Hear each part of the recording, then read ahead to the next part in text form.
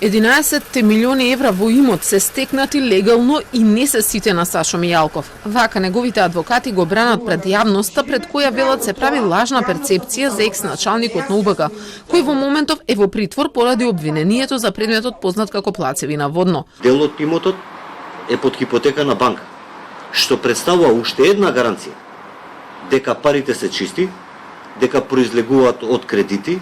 Во средата апелациониот суд ја прифати гаранцијата од 11 милиони евра на Мијалков, со која тврди дека нема да бега и тој требаше да излезе од притвор кој му беше одреден за предметот трезор. Но уште истиот ден, обвинителството за гонење организиран криминал и корупција побара нов притвор по предметот плацевина водно, па основниот суд го прифати.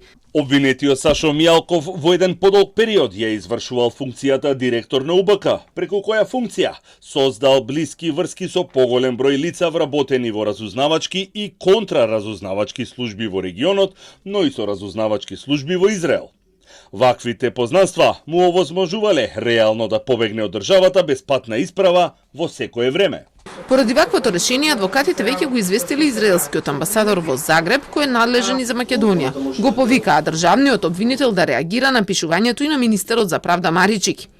Да ги истражи сите наводи кои што беа искажани од страна на министерот, да оформи предмет за тоа и да донесе соодветна одлука. Донесе решение со кое буквално плюка по апелациониот суд, затоа што апелациониот суд ги абсолвираше сите опасности од бегство. Основниот суд, надвор од законот, донесе решение такво какво што е.